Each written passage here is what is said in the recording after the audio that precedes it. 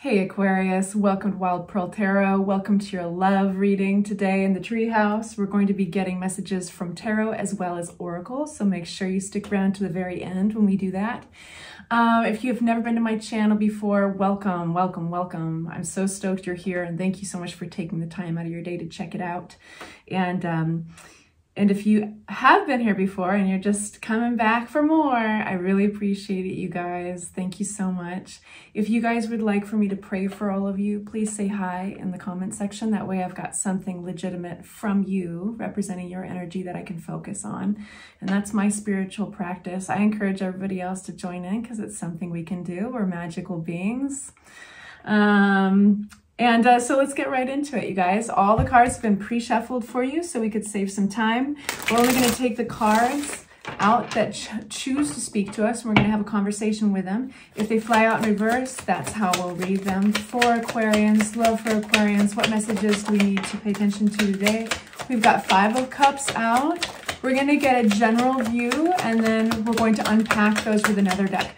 This deck is very withholding, I'm noticing. So I can tell already that I'm speaking to the Aquarians right now that aren't sure they want to hear what message. There's some withholding energy.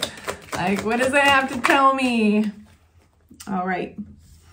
So there's 2 individuals coming up in your reading. There's the 5 of Cups. That's the first card out, like I mentioned. And this is talking about loss and grieving. Now, there could be an awesome twist to this reading, so stick by.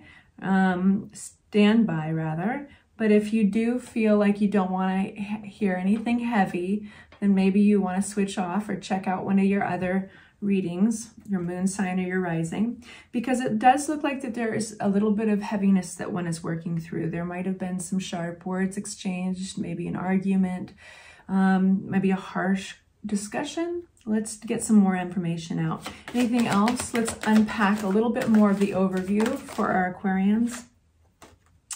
Yeah, so this is like, I think that a lot of Aquarians, you guys are in a place of the aftermath of this and maybe overthinking, just kind of analyzing everything that's gone on. So the other individual in this reading is the King of Wands. That's an individual who's pretty fiery and emotional, but they can be very confident and extroverted. They kind of wear their heart on their sleeve. They're entrepreneur, ambitious, driven. That's kind of their personality, to give you an idea. They could be a fire sign, a Leo, Aries, or Sagittarius, but they don't have to be. And what's the relationship between these two? For my Aquarians, what's the relationship between these two? Man, if you check out any of my readings, it's rare that the cards are so withholding, and there's a reason for that. This is shut down energy. This is really shut down energy. Okay, we're not going to force it. What do we need to know about this disappointment? The 5 of Cups. Talk to us about that for Aquarians.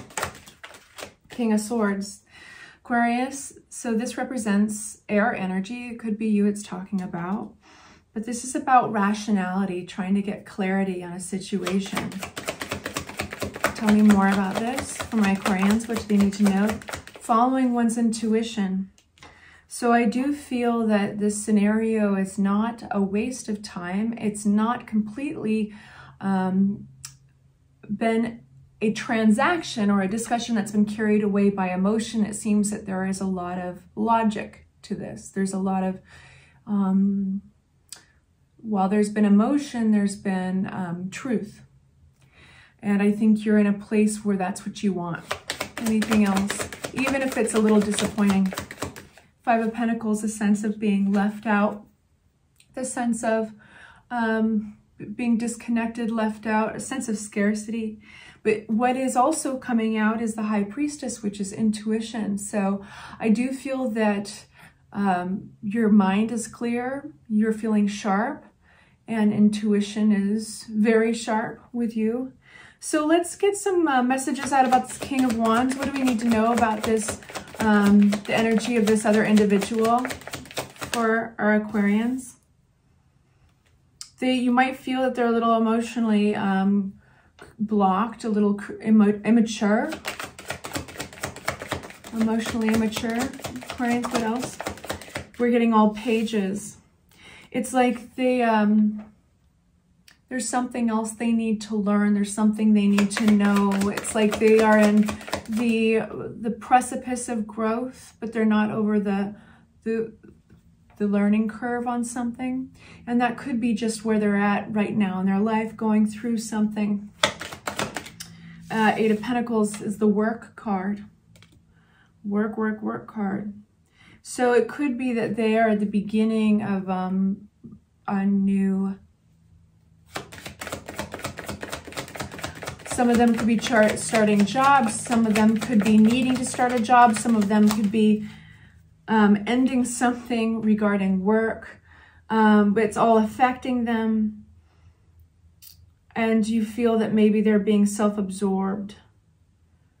All right, so let's step away from that heaviness and let's talk about what to do about it. I feel in particular with you guys today, we need to talk about forward movement, because it feels closed down. It feels kind of over, like you're in here. So what can be beneficial to Aquarius? Make sure they're upright. All right, what does Aquarius need to know to move forward? What does Aquarius need to know? Here they come. Watch, the cards are going to behave very differently, I'm sure. And you guys, and you know, it's funny. I've had friends who said, like, you don't make the cards fly out like that. If you ever want to check out the way the cards fly out, because I wanted to, so I took video and I slowed it down, and it's actually on my channel, and it's really interesting. They really do come out for you when they want to. Nothing's happening with my fingertips that is any different. Okay, so what does moving forward with Aquarius, how does Aquarius move forward? Advice for Aquarius. How does Aquarius move forward? All right, this is where the tarot reading wants to go. It's like, let's just, okay. Okay, so there is some heartache here, and it's important to acknowledge that. There's some upset. But you've got some victory. There's a good twist to this. So it's really about letting something go. This could be a chapter of life. This could be an era. This could be basically, getting the death card is about a natural death. It's not talking about a literal death. It's like, think of the seasons. I like to refer back to like when the trees lose their leaves, and it's the next era for those trees. It's the next season. This is a natural ending. And when we hold on to endings that are actually supposed to go, like chapters of our lives where we're supposed to move past them, it can get painful. And so that's what's going on. And tarot is pointing it out, that if you're feeling upset, you're feeling pain, it's because this is a chapter that needs to come to an end. It doesn't mean that everything has to go away. It just needs to evolve. And this has to do around your commitment. So it could be your commitment to this person just needs to change, because without it, like I said, you know, the Six of Swords is going to be upside down, which is, when it's right side up, it's healing. When it's upside down, it's having difficulty getting that healing, moving forward. So that's all tarot wants you to know. And then immediately it scoots us towards these cards, which is reciprocity, happiness, generosity, it's victory. So if this is feeling like you're not being recognized, if you're not getting that reciprocity is off, like you might be throwing too much energy one way into a relationship and might feel like this person's immature, they could be going through their own thing and it's hard for you to really, whatever it is that they're going through, focus on you and the fact that this chapter needs to close and a new one can begin. And it doesn't mean that they're completely out of your life, but maybe the relationship evolves. Let's get some information from our Oracle deck now, okay? So we're gonna get this one. And I'll read a little bit from the book for you. This is Trust. I love these pictures, they're so beautiful. So this is the Vintage Wisdom Oracle deck. If you ever like these decks, check it out in the description box below. I don't get any kickbacks for the decks. I just like to promote the ones I love. So Trust. Your relationship to life is a direct reflection of your ability to trust your own powers of discrimination and to embrace the wisdom of your divine and knowing nature. Allow the power of love to loosen negative attachments and focus on any areas in need of the soothing presence of trust. All right, you guys. Well, I hope that was helpful. Say hi in the comment section if you'd like for me to focus my energy in on you and send you some prayers. And if you'd like everybody else to do the same. And I'll see you soon. Hit the like button and consider subscribing if you haven't yet.